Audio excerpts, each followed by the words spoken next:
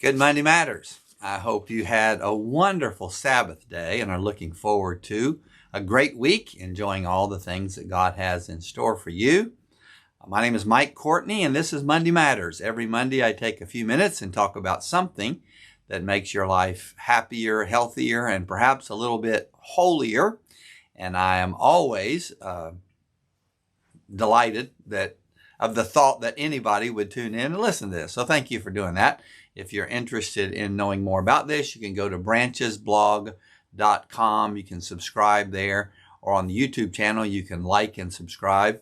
Post it on Facebook, other different places like that. I'm not exactly sure how all this social media stuff works. There probably should be one central place that you're subscribing, but just the fact that you're subscribing is pretty impressive. So thanks for that. It's February, and we've been talking about relationship kinds of things. Last week, I talked about traveling together. And today I want to talk about an interesting idea that comes up very often in counseling and in church life and in family life. The idea of Christian assertiveness. Is there such a thing? Is that just a contradiction in terms? I think we have this general idea that Christians are supposed to be humble, so that doesn't leave any room for assertiveness. Christians are always supposed to turn the other cheek. Christians are supposed to put others ahead of themselves. Christians are supposed to be submissive. All those things rule out the possibility of being assertive. But I don't think that's true. So I thought about an interesting Bible story in Matthew chapter 15. The Syrophoenician woman, the Gentile woman, comes to Jesus and asks for healing for her daughter who is demon possessed. And at first Jesus just refuses to hear her. And then finally, when he does, she goes to the disciples, she keeps pleading.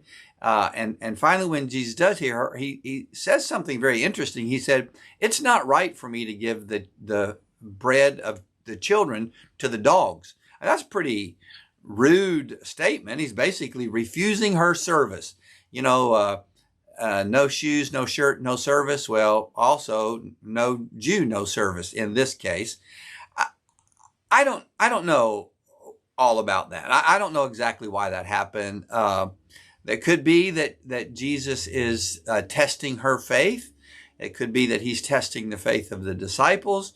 It could be that he is trying to honor cultural norms. Here's a woman approaching him, which was not according to Jewish custom, and on top of that, a Gentile woman. It could be that he's just trying to honor that. It could be that he is trying to teach a lesson about persistence. I don't know all the reasons for this. But I do know that it says to me that there are times when it is right to be assertive. There are times when you can say, no, these are my boundaries, and I'm going to live according to them. I'm not going to do something different. Jesus certainly did that. I think for our sakes, at least, the point of this story is that it is possible to be both Christian and assertive.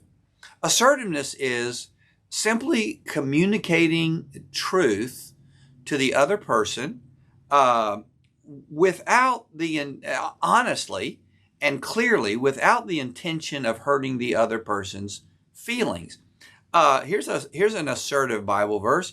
In Ephesians, Paul says, speaking the truth in love. That's assertiveness. That is saying, this is what matters to me. This is important. These are what my boundaries are. And I'm doing it in a way that is loving. It's not my intention to hurt your feelings or to turn you away. In all honesty, most of the time when I have hurt people's feelings, it's been by not being assertive, by kind of being obtuse and hiding what I was really thinking or feeling, and in the long run, it comes back to haunt me. So here's some premises that I make about assertiveness. And maybe another time we'll talk more about just how to be assertive. But here's some premises I make about assertiveness that I think are true. First of all, assertiveness is more kind than non-assertiveness. It's more kind to to speak the truth. It's more kind to say, this is important, this is what matters. I wish you would consider changing this, or this is something that's offensive to me. I can't think of a more clear but less attractive example. It's kind of the bad breath thing. It is kinder to say to the person, you need a breath mint, you have bad breath, than to not say that. And so assertive is more kind than not assertive. The second thing is assertiveness demonstrates trust in the other person. Assertiveness says, I have enough confidence in you that I can speak the truth, that I can say something important to you, and that you're not going to just run off offended, but you're going to consider it and perhaps be willing to make a change or show me why I'm wrong and what I think. Assertiveness demonstrates more. You can handle this. What's the Tom Cruise movie? You Can't Handle the Truth. Well, assertiveness trusts that the other person can handle the truth. And to not do that is to not be trusting. Assertiveness puts the relationship ahead of self. It is far less painful for me to not be assertive, just to say, okay, whatever, but assertiveness says, no, this relationship is so important to me that I'm willing to risk a little pain here by being assertive. You matter enough to me. The relationship matters enough to me that I'm willing to speak the truth. Assertiveness is more that. I think this kind of applies. When I was a young father and a young pastor especially, and people would come at me and say, well, I love my children too much to spank them. And I would say, well, I love my children too much not to spank them.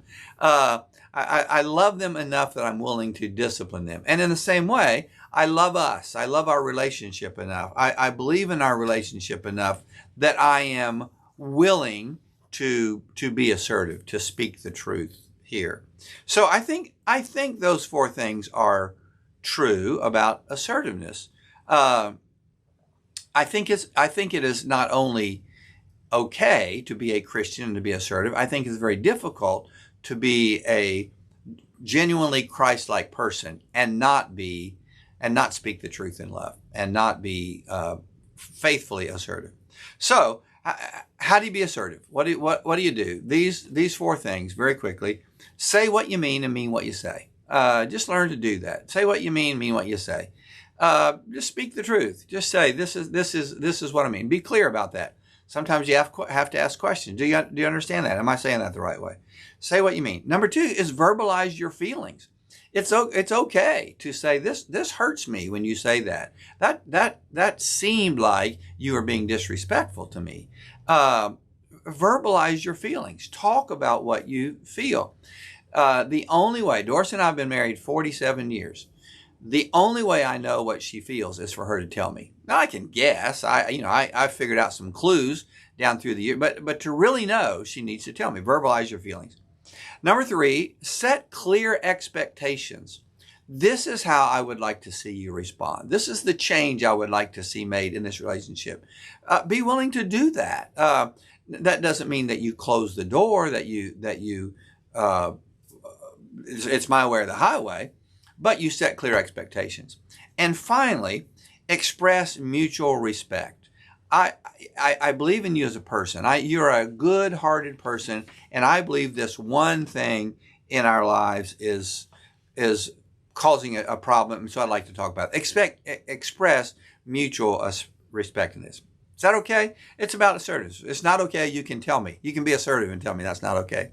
Hebrews chapter 12, verse 15. See to it that no root of bitterness springs up in you. Where does bitterness come from? Bitterness comes from me not being willing to be assertive, swallowing my feelings, and after a while becoming resentful because that person is not reading my mind and not doing the things that I would like to have them to do to further the relationship. So here we are towards the end of February, building relationships. Be assertive. Be willing to be assertive. It is not only a good thing, it's a Christ-like thing. So punch the dadgum subscribe button and join this. I'm just kidding. Thanks for being a part of Monday Matters. I'll post something every day about being assertive this week on Facebook and Instagram. I hope you'll follow that. And I hope you have a blessed, wonderful, assertive week. Thanks for being a part of this.